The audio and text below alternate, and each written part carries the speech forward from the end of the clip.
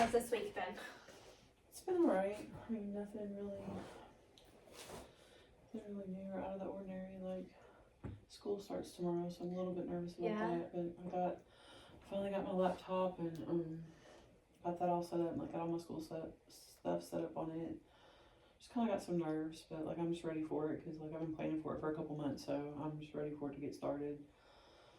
And other than that, really nothing. It's been pretty out. So like I've been spending a lot of time outside with the dog, and I'm looking forward to it being consistently pretty outside because I can just tell how much better mood I'm in, how much better my depression is. Like, it's really a real thing. Like, when the sun's out, I just have so much more energy, and like I'm just in a better mood.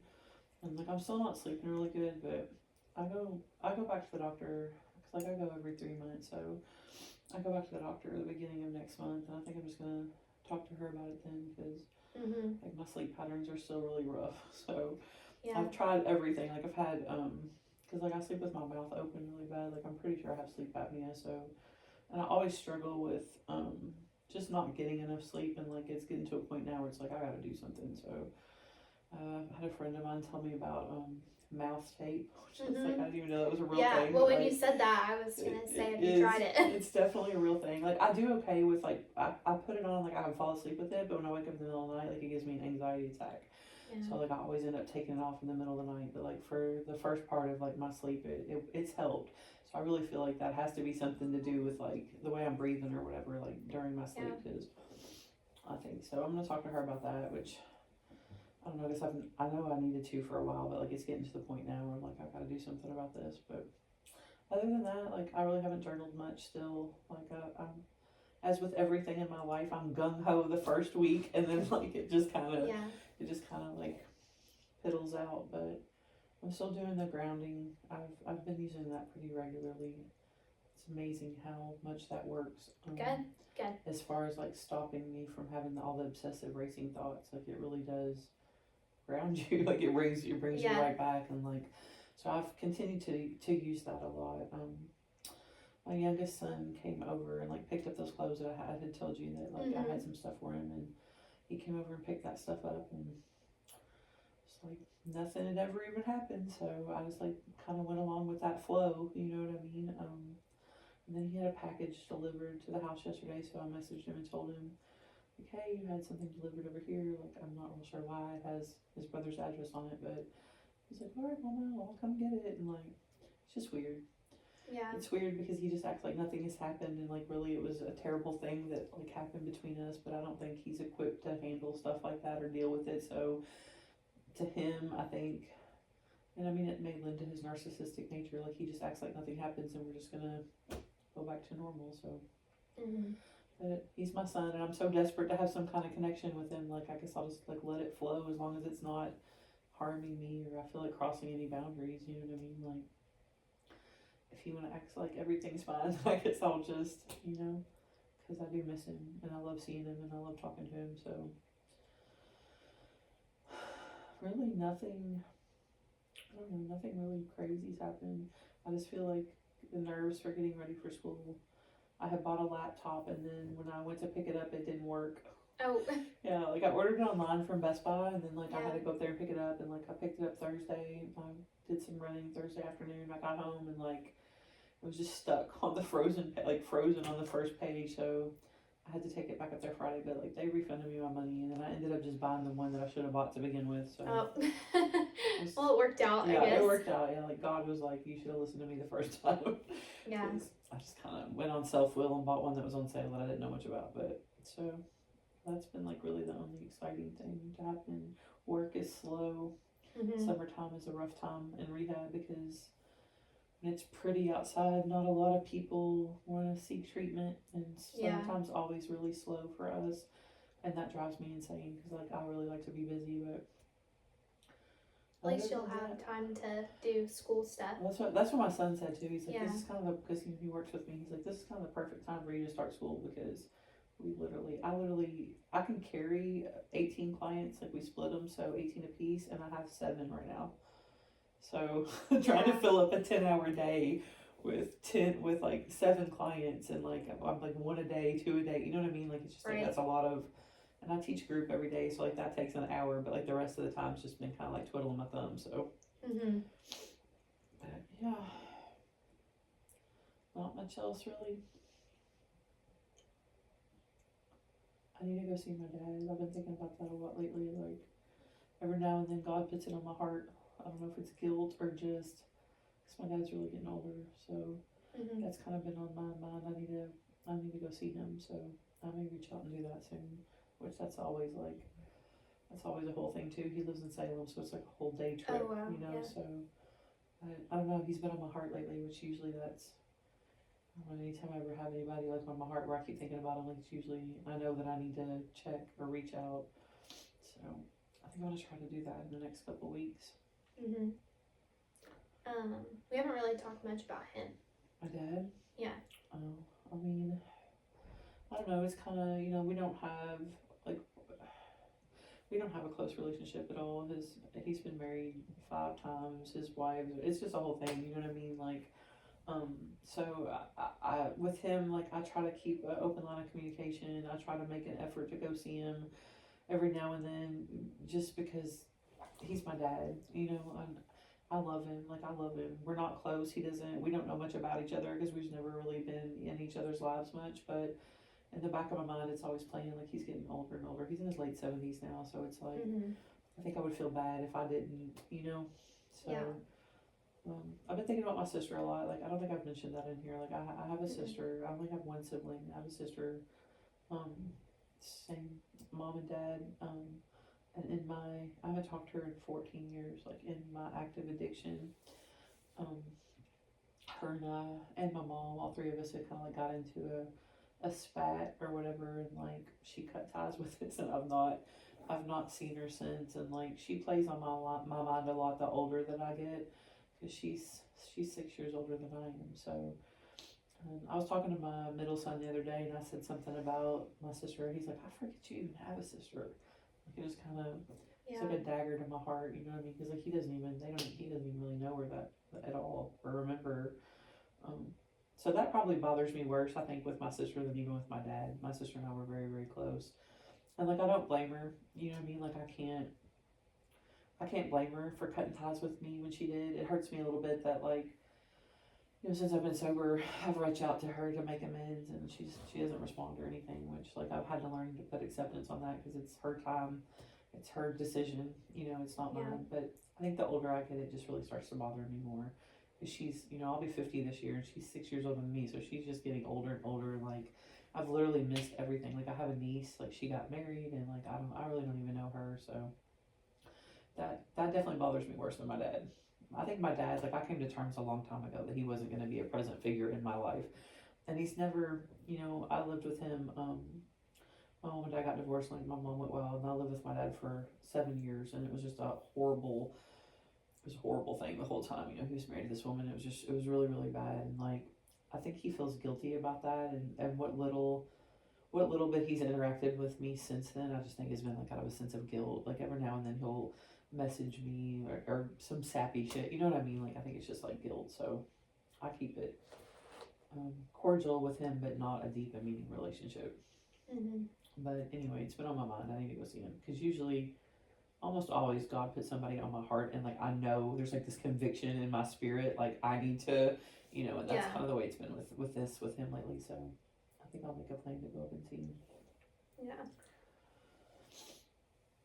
I think, you know, for me, when I was talking about my sister, I was telling my son this the other day, it's really hard for me because I've lost a lot of connections with people in my life, family or otherwise, have seemed to just not work. Like, I feel like I've had a lot of trouble maintaining healthy, deep relationships with people. Like, it's been a thing my whole life. So, and, you know, while, like, with my ex-husband, you know, like, being a narcissist, it was very abusive, and, like, so I'm glad that you know, that's broken, but it's hard for me sometimes because, you know, I really don't have a relationship with my dad. My mom died. My sister doesn't have anything to do with me. Now my sons don't have anything to do with me, so it's like, it's hard for me to keep a positive outlook as far as maintaining healthy relationships with others. Like I try not to look at it in a negative way, but at some point you have to kind of look in the mirror and be like, is it me or is it them? You know, because like Yeah. literally I don't have any relationships other than my one son that are like healthy, you know, mutual relationships. So I try not to think about it too much because it's hard, but and I definitely think that I have my part in all of it, you know.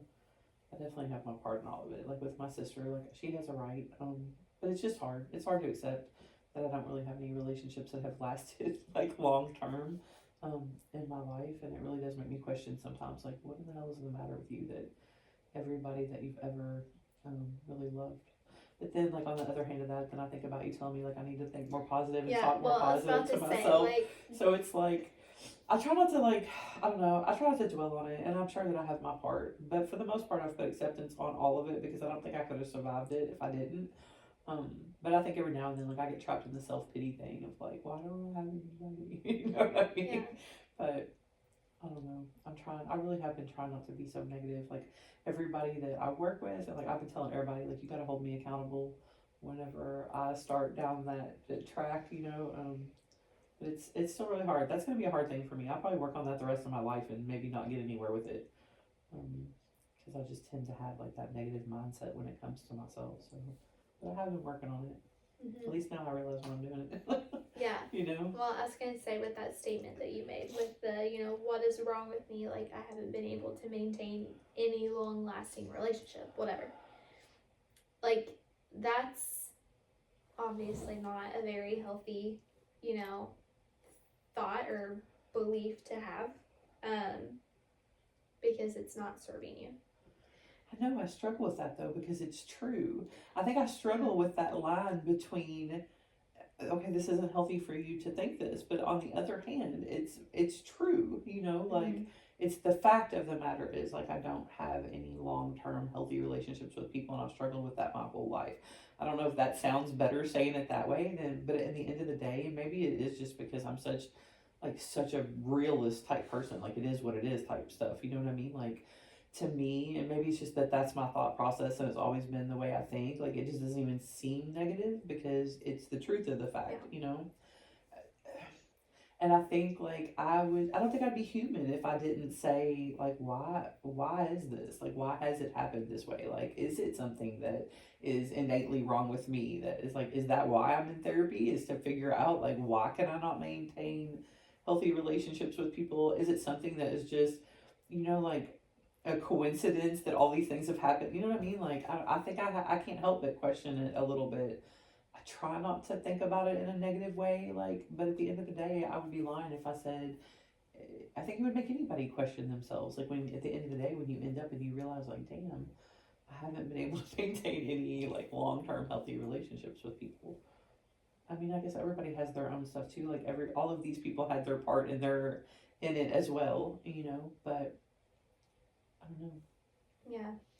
Well, I do agree that it would be unrealistic to not question and like not, you know, because I think you're on the right track of being realistic about it because, you know, obviously you don't want to be in denial and just be like, oh, I didn't do anything wrong in this situation because then we'd have another thing that we'd be working on. Right. But I think it's accepting that, yes, I think it kind of sounds like the biggest relationships that affect you the most are obviously like with your kids and, you know, with your sister. And I think it's because of, you know, what you did and what you went through and having a role in that because it's absolutely normal to be upset with yourself when you make a mistake, you know? That's true. That means that you want to be better and do better, and that's a good thing. That is true, and that's a true statement. Like that's a realistic way to look at it. That is true.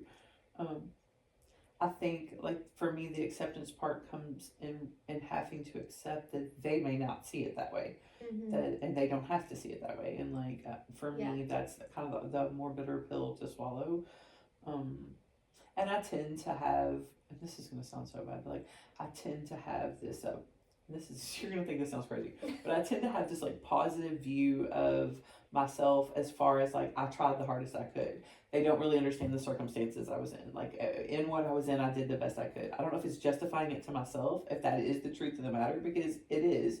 And I think a lot of people don't have the same perception of what I was living through. You know what I mean? To be able to make this decision of like it wasn't just because I was trying to harm people, or it wasn't just because I was taking advantage of my mom or whatever it was that upset my sister.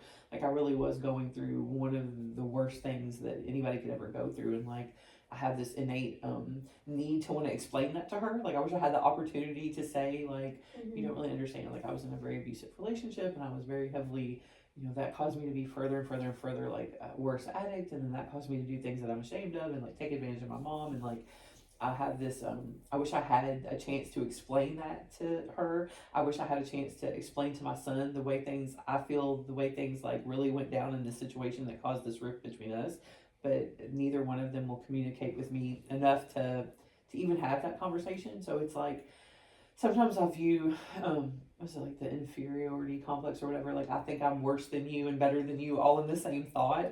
And like I do kind of feel that way in this situation of my relationships, because in one respect I feel like I've had a lot of wrong done and I've done the best that I could in it. But then on the other hand, I have to accept that like those people may not see it that way, and that may never be their perception of it, and I have to accept that and work. I mean, even with my dad, it's the same thing. My dad's perception of his relationship with me may not be the same thing that is my perception of what his relationship with me. And like I've really learned that through life. Like everybody sees through their own filter, their own experience, and like, but for me, like I just wish I could explain. You know what I mean? To like, this is the why things were the way they were. This is why I am the way that I am. And a lot of times you don't get that chance, and people don't have to give you that chance, and that's really hard to accept. It's really hard to accept, especially when it comes to my kids. Yeah. Because I just wish like that I could explain how I felt like things got this way, but as the line of communication's not there, and it probably never will be. And I think that I've come to believe that about my sister as well. Like 14 years is a long time. You know what I mean? Like that's a really long time to not. And I think at this point, like if we were gonna have some kind of thing, we probably already would have. But realistically, it's just hard to. I just feel like I've lost a lot. I feel like I've lost a lot of people, and I really think like with my middle son that still like lives with me, I feel like he carries guilt. I think when he even thinks about like doing his own thing or moving out, because I think he's witnessed a lot of this in my life, and I think he's afraid to like leave me alone, which that's a whole nother therapy session, because it's like I don't want him to feel that way. But at the end of the day, I don't know. I'm powerless over all of it. I do know that, and I really try to. I mean, powerlessness is a big thing in addiction recovery. You know what I mean? You have to realize that, like, when you're using, you're powerless over the decisions you make, and because you're in this grip of this thing that is controlling everything about your life. And I think to some degree, like, I have to remember that I'm powerless in my relationships with other people, because I can't change the way they think or feel or believe about me, and like all I can do is control that of myself. And I think I just every now and then get stuck in these self-pity ruts of just being like, woe is me, I can't believe this happened to me. Thank God I don't stay stuck in that stuff very long. I don't stay stuck in it, but every now and then it's just hard to deal with. It's overwhelming. Yeah, no, absolutely. And I see that it is, like, obviously you explaining that having these relationships at one point and then going through something really hard and then losing those relationships and not really having the chance to explain is hard, It's the because hardest then part about you're it. kind of carrying it with Yeah. you. Well, there's no closure on it, Mm-hmm. and I have to accept there may never be closure with it. And while that was easy to do with my ex-husband, because that was someone I had to forgive for he wasn't even sorry, you know what I mean? Like, but I had to be able to heal from that, and it was easier to do with him. But with the kids and with my family, it's a lot harder to heal something that I feel like I have not been able to have closure on. And I think you're right. Like, I do lug that around with me everywhere that I go, and I don't know if I'll ever be able to set that down and be able to accepted. And like I think that's a lot of it, like with my kids, is I'm still fighting the acceptance of it. I don't want to accept it, because if I accept it for what it is, then it's more real, you know what I mean? Mm-hmm. Like for me, holding on that hope that I might be able to explain like how I felt, or like the way things went, like it kind of gives me that thread of hope that like one day we might talk about it and everything might be fine. Because if I just accept that this is the way it is, like to me that just feels like a closed door on it. And I can't, for my own mental health, I can't put any kind of closed door when it comes to my kids. Like it's just Yeah. the mother instinct in me will never let me do that, you know. But it's hard, because then I just haul that crap around with me everywhere that I go, you know. And I don't know that I'll ever be able to put it all the way down. I think coming in here and talking about it, it makes it not as heavy. Like I don't feel like I'm as weighed down with all of it as I was before. Like I started coming and talking to you, but it's still like it's still trailing behind me. You know what I mean? Like, and it may always. Right. Have you heard of like the analogy of like having, so like you have a backpack on, and it's like having these big heavy rocks in your backpack, and it's kind of like by coming in here and by, you know, talking about it and unpacking it, you're kind of taking a little bit out each time. It may not be that big rock, because that may be one that has to stay in there, you know, but the little rocks that you can kind of take out is Still makes it lightening lighter. the load. Yeah. I mean, I've heard that analogy. You know, I do believe. I mean, I think that's why therapy is helpful to anyone, because it is kind of it's always unpacking the bag. You know what I mean? For me, my problem is like on the way out of here, I pick it back up and sling it over my shoulder and go on about my day. You know what I mean? Like, but I mean, I will say overall, and like the people in my life now, like my friends at work and stuff, I've noticed a more positive change, and I guess is the word I would want to use, in my overall mental health since I started coming over here and talking about it. And I think just talking about it with somebody outside of the circle that I'm in, it kind of helps me process it a little bit better. Like my friends, they've been hearing the same stuff for you know what I mean, beating it to death, and like me with the same stuff with like the stuff that they go through in life. So I think just having that outside perception and being able to like lay it down over here, like there has been stuff that I've laid down over here that I do feel like is lighter. In general, my spirit feels lighter since I started going to therapy. And I mean, I guess that's the whole purpose of the whole thing. I think I put a lot of pressure on myself, I think, to just like, and maybe because I am an addict and I'm addicted to instant gratification, like I wanted to do it once and it be done and then feel better and then life goes on. But I'm starting to realize that like that's not realistic to think that way. And like I give that advice all day long to everybody. Yeah. This is a process. Like really kind of believing it and utilizing it in your own life. It's just way harder. It's way harder to take my own advice. And at least I do tell them that up front. I'm like, listen, I'm giving you this advice, which is great advice, but don't think that I always do. You know what I mean? Like to try to help them, to give them grace to understand that like it's not. Right.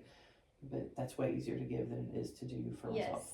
And exactly. Like I think having that grace for yourself, because it's easy to fall into the belief that we are doing it all and we got it all and we're fine. And, you know, especially when you are like working with people in that capacity where you're giving these people, you know, this advice and these tips and everything. But being okay and extending grace for yourself with not having it all together, because in reality, not everybody does. I think for me too, like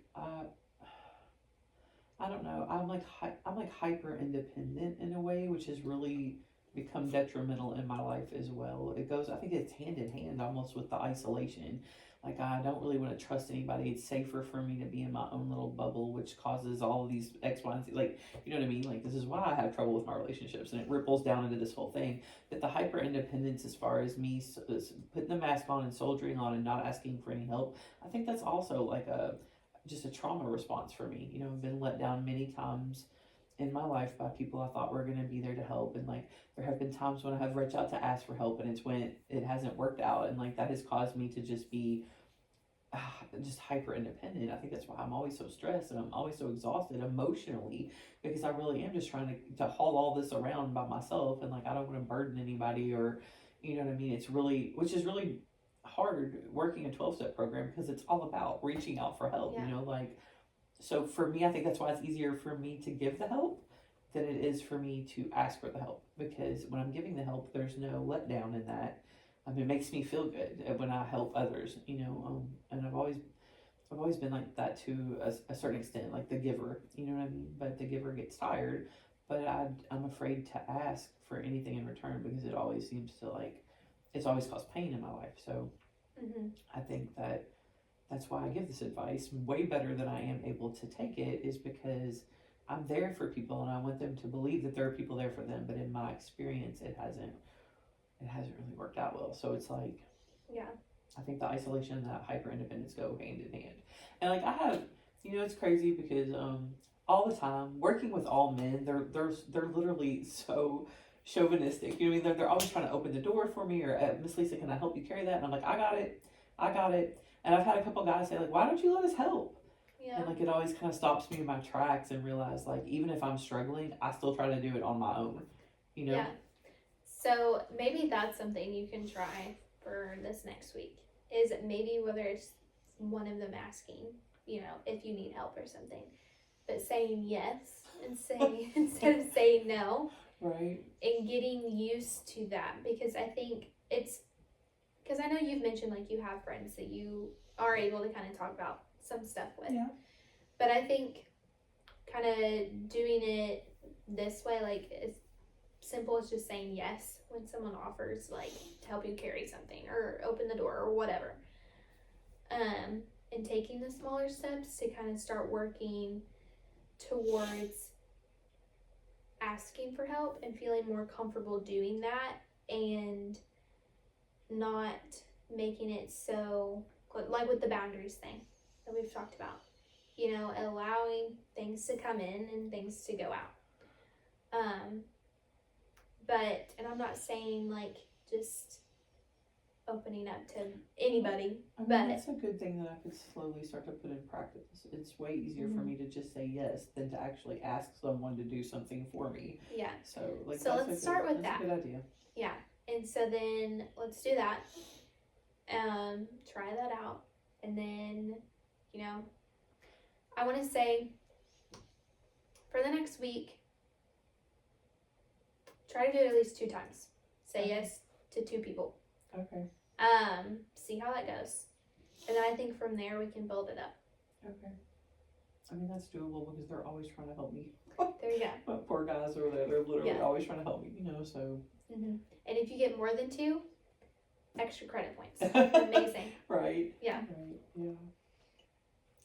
It's so crazy to me, like how hard I struggle in the simplest of areas with things like that sometimes, you know. It's just so, I don't know. It's like my automatic response is say, no, I got it. Like, I don't even think I stopped to process, like, do you really need help? Like, would it be easier to say yes? I think it's just all, it's like such a, it's like an automatic response, like, no, I got it, no matter what it is, you know, but in reality, I ain't got it, you know, which just causes me to be, I think emotionally exhausted a lot, because like, I'm just hauling it around without even, and when people offer to help carry it, I'm just like, no, you know, it's hard. I don't know, I told somebody the other day, I was like, you know, when you, like, you know that you're messed up, and like, you know that you have things you want to work on, so like, you reach out and you go to therapy, and then when you go to therapy, you really start trying to unpack it all, it's like, oh my god, you know, especially like, since I hadn't been in a while, I just feel like there's so many things, to address, and like one thing, it's like a Pandora's box, like you open one thing, and then like 10 more things fly out, you know what I mean? Which is not a bad thing, because like, it's good to work through all the things, but it's the same thing as like, I tell them all the time, like, you don't realize until you get sober, how bad off you really were, because like, you don't see anything, like when you're getting high, everything is numbed, everything is blunted, everything is like in this fog, and then, you know, for the majority of my life, toward the end, I had this misconception of like, if I could get away from Greg and I could get sober and get my own place, and like, things would be perfect. Like, we've talked about that before. I had these expectations, you know, and like, the reality is when you get sober and you leave this relationship, and it's even it's even more because there's all these things that you Mhm. didn't pay attention to, or that you numbed or stuffed or ignored the whole time that you were in that situation. And it's like, I think that's been overwhelming to me, being that I didn't get away from that relationship and I didn't get sober till like my middle 40s, and I had been in it the whole like 30 years. You know what I mean? I think sometimes I really do like try to give myself grace in the fact of like, I've only been sober for 6 years in May. I've only been adulting on my own for 6 years.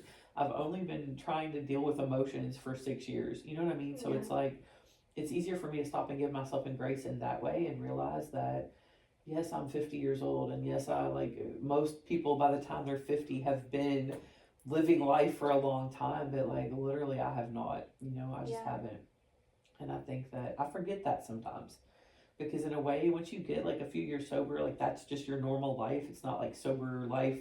It's like, this is just my life. And I think I really do forget that I've only really been on my own for 6 years, trying to live this, trying to deal with emotions, trying to deal with relationships, trying to deal with life on life stuff like bills. And like Yeah. I think I forget that sometimes for myself. And I think I need to give myself more grace on that too, Yeah. because it's really, I don't know, Definitely. I'm still very new at a lot of things, and I feel like I should be farther along, which most people in life, had they not had that 30 years side street of craziness, like they are further along. But I'm just not, because I haven't been doing this that long. Mhm. And I do want to say too, is that, well, let me ask. So, do you think if, like, right when decided that you wanted to leave your husband and you wanted to get sober and make all these changes, do you think if you would have, instead of having the mindset of, okay, so I'm going to do this and I'm going to do that, and then, things will be like this, instead of having that mindset, if you were more mindful of all of the things that you were going to have to deal with, do you think that you still would have Left made, and done it? yes, No. okay. So with that, I think you did what you had to do to be able to get out of it, because it's going to be a whole lot more overwhelming to be like, okay, I'm going to have to deal with all of this, and it's Well, more daunting to do that. I mean, I wanted to leave for a good 10 years before it finally happened. Like, I knew that I needed to get out of that situation. And the fact of the matter was, I stayed frozen because of all the fear of everything I was going to have to go through and do to be able to get out of that situation. And really, my hand was forced at the end in a way that, I think God had just finally had enough of trying to help lead me out of it, and was like, we're about to do this. And then, like, I think if I still had to, I'd probably still be stuck in that had it been left up to me to decide, of like, Mm-hmm. because it was like a lot of random circumstances that kind of led to me finally not leaving Greg and staying gone and getting sober and Right. rebuilding my life. But yeah, like I think if I would have known it was going to be all this, like I definitely wouldn't have. I don't think I would have ever left. I think I would still be stuck in that situation. But in a way, I really do feel like the Lord forced my hand, and kind of pushed me straight out on the faith over fear thing. And then the next thing you know, like I was sink or swim. Now I'm out here, and like I have to figure it out. But no, anything for me in life that I know I have to do that seems like a lot is overwhelming, and I literally just want to turn the power off. And it's like, Right. no, Well, and I make that point because you did what you had to get out, so you looked at it more, obviously, like it wasn't, like things happened and it was a little bit more forced to make that decision rather than just, going for it. Yeah. But I think at the time you looked at it in a way that you needed to be able to do it. You're right. I mean, that's So, definitely the truth. Now that, you've been out and you've been sober for 6 years and you've worked on yourself and you've accomplished all of these things, now you're more equipped to handle the harder stuff. Because back then you didn't have the tools and the lessons and everything that you needed to be able to do that. You only had what you could handle at that time. And so that's what you were able to do. And that's absolutely okay. I mean, that makes a lot of sense, really. Like, I would have never looked at it like that. But I mean, that does make a lot of sense, because like the things that I have accomplished in the last few years, I would have never been able to accomplish in that situation. And the only reason that I've been able to accomplish the things that I have is the strength that I developed in the turmoil, because like iron sharpens iron, and I really do feel like all of the strength I have at this point in my life to continue to show up and soldier on was developed in the last 7 years of managing to get out of that situation and rebuild my life. And like I was much weaker when I was in that relationship because I couldn't really see a way out, and if I did see a way out, it was like, you're never going to be able to do that. So, but sometimes I also forget that of like how far, and I guess maybe it's because of the negative mindset that I have. I still look at all the things that are wrong, all the things that I haven't done, all the things that I've messed up, instead of taking the time to turn around and look back and be like, oh my God, look at all the things that you have, and the things that I'm doing now. It just kind of hit me when you said that. Like, you say that what God doesn't give you more than you can handle, and the things that I have now are maybe the things that I've meant to handle all along, and just wasn't strong enough to do until now. I really hadn't thought about it like that, but I definitely think there's a thread of truth to that. Mm-hmm. Have we talked about doing gratitude together? Not other than just like how I practice gratitude in recovery, but Okay. not I Yeah. know I'm grateful, but that's not really doing gratitude. Yeah. You know what I mean? So I think because we've kind of done it differently, I guess, but I still think it's very helpful for you to do something to combat that negative mindset, whether that's like you start having that and kind of becoming more aware when you are, and stopping and be like, okay, I'm going to say 3 things, whether it's like negative stuff about yourself. Like, okay, I'm going to stop and say 3 things that I like about myself. Right. And then, or whether it's like about kind of your situation, like kind of going back to the self-pity thing and feeling, alone and lonely or whatever. Like, okay, no, I'm going to say 3 things in my life or 3 people in my life that I do have, or, you know what I mean? Just flip it. Yeah. That's a good idea. That's a good idea.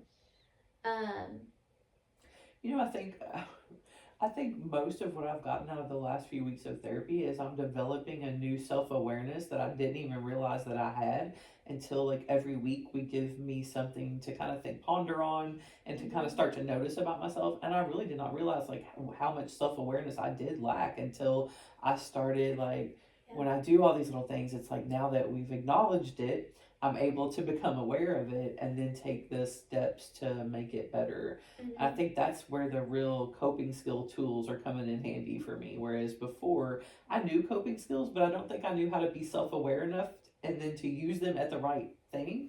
So I will give you that props if I have felt like in the last few weeks, I've been learning to become more self-aware when I am doing these things, because I think I had just been like on autopilot for so long. I didn't even realize, until you would say things. And then at the next week, I would start thinking about it and I'd be like, damn, I do that, So I think the stopping myself, like whenever I notice that I'm being negative and doing the gratefuls, all of those things I think are helpful for me because they're real life tools I can do in the moment to work on this behavior, which I think I was under the impression that just coming in here and talking about all the things I had been through was going to fix it.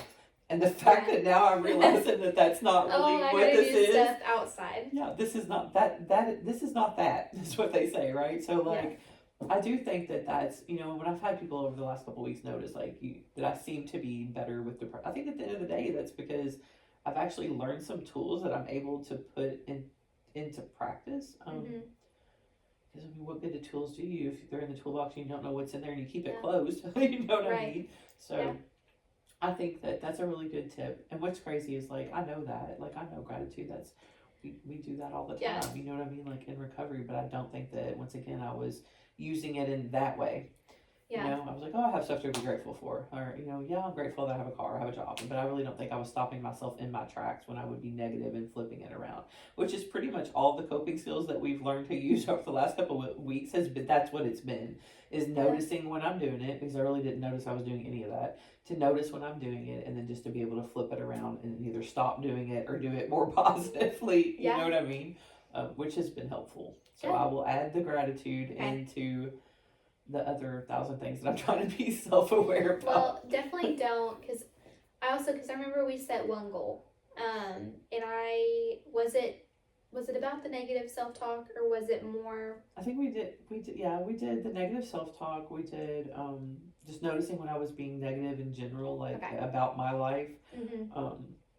And then the mindfulness of being able to stop my Yes. thoughts from racing and catastrophizing in my mind, and then Right. my anxiety, and then like I would just like crumble, you know what I mean? Mhm. Like, so those are two things that I've been doing pretty consistently on a day-to-day basis to be able to stop myself from doing them and redirect it in another manner. So I will just add this in because once It goes with it. it goes with it. And I think for me, the important thing about what I have noticed lately is I really did not see these things in myself, so I couldn't be aware of them. So how can I fix anything that I'm not even really Right. aware of? Yeah. So that to me is the actual practice of what I'm learning in here. Because you can't help it. I can't help whenever I leave here for the rest of the week be like, Yeah. well, you're really like, what are you grateful for? You know, to put those things into practice, which is what has helped me in the end. Mm-hmm. Which I guess is what this is supposed to be anyway. You know what I mean? Yes. So yeah. Okay. So I will add that in. So how are you? Are you still feeling like? Because I remember obviously when we came in here, we didn't want to set any goals that were going to be too complicated, too hard, too overwhelming for you. So are you feeling like those are still okay? Obviously, I think they're important. But I want to make sure that you're not feeling overwhelmed in doing them. I mean, no. I know. I did forget to tell you that I went to lunch with my sister-in-law this last week. Okay. She asked me to go, and I said yes, and I actually Good. committed. So maybe it is working a Well, little bit. I remember Yeah. that was even something I think we talked about in your first session is like next time that she invites you saying yes, Yeah, even I though you did. may not want to, but saying yes.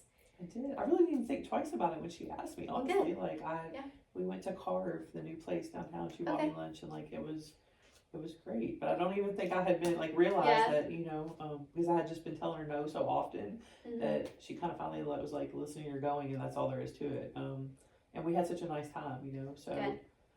maybe the therapy helped me get there with that. You know what I mean? I think you being willing to go was it, and being open, and challenging yourself. So definitely like keep that in the back of your mind.